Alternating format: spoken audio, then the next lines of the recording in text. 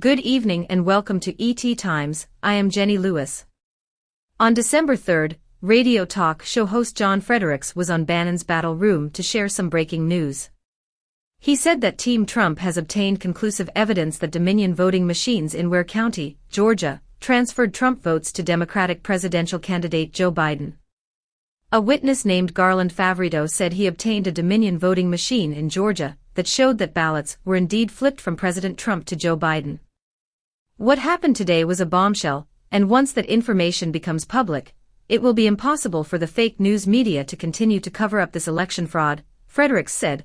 We've gotten testimony today from another witness who was given a machine in an obscure little county in southeast Georgia. The name of this witness is Garland Favorito. Fredericks continued, Favorito got a Dominion voting machine, and they did forensic studies in Ware County. He has evidence that this machine flipped 37 ballots from Trump to Biden. 37 ballots may not seem like a lot, but this is in a very small county, and this is a percentage of fraudulent ballots. 0.26% of Georgia's votes. When extrapolated to the entire state of Georgia, Fredericks said, that equates to more than 14,000 Trump ballots that were tampered with by Dominion voting machines and given to Biden. If you can flip a ballot in Ware County, you can do it in Richmond, Fulton, Cherokee and Cobb, and you can even flip a ballot that way anywhere in the country, he said. Favorito is the founder of Voter GA.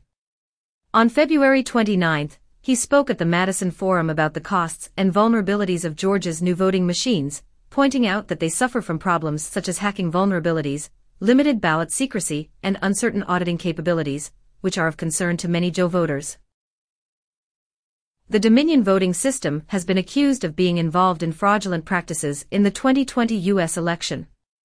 As former federal prosecutor Sidney Powell pointed out in a November 13 Fox News interview, the use of Dominion software to interfere with elections has a long history, and former Venezuelan President Hugo Chavez, who was a socialist during his tenure, came to power by tampering with election results.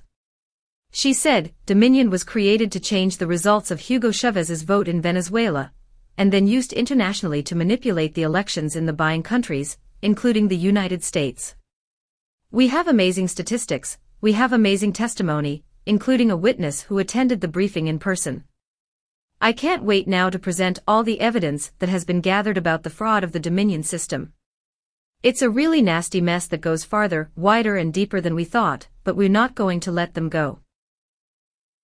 Powell said that she will definitely unleash a weapon of mass destruction, and will definitely expose the shady business thoroughly, and ferret them out one by one.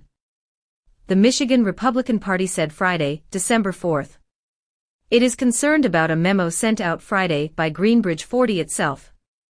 The memo, which is being pushed for mass deletion despite calls for an audit of the election, confiscated election data from voting machines. After the release of the surveillance video of the ballot tabulation center at the Georgia State Farm Coliseum, the true identity of one of the female staff members involved in the cheating was quickly revealed to netizens. After carefully examining the video posted by the woman on social media platforms, some netizens found that the ballot she was about to process did not appear to have a sender address. President Trump's legal team released a short surveillance video of the ticket tabulation center at the State Farm Arena in Atlanta, Georgia, during a hearing before the Georgia legislature. The video shows that, at 10:25 p.m. on November 3rd, an election official announces the end of ticketing for the day and asks all ticket supervisors and members of the media present to leave. While the Republican ticket supervisors are removed, 4 staff members remain. These people were seen taking 3 suitcases full of ballots out from under the table, immediately counting and tabulating the ballots, and working from about 11 p.m. until after 1 a.m. the next morning. Local election officials, however, falsely claimed that a pipe had ruptured in the tavern after working election night, and emptied the counting facility. After the video was released, it sparked widespread public concern. President Trump tweeted that the testimony is now being shown in Georgia, in what could be described as a blockbuster movie. Early Friday morning, Trump's son, Eric Trump, also posted on his Twitter account a chart of the real-time vote count in Georgia, which showed that at 1:19 a.m. on November 4th, there was a huge spike in Biden's vote count in Georgia. Trump's legal team filed a lawsuit in Georgia on December 4th, alleging that the election process was rife with serious systemic misconduct and other irregularities that led to thousands of illegal ballots being cast and entered. According to News Limit Newsmax, the case involves a large number of local election officials in Georgia. The plaintiffs are asking the court to block certification of the results and order a new presidential election. The lawsuit writes that the plaintiffs have significant doubts about the disputed election results, and that the disputed election should be enjoined from being set aside, and a new presidential election ordered immediately.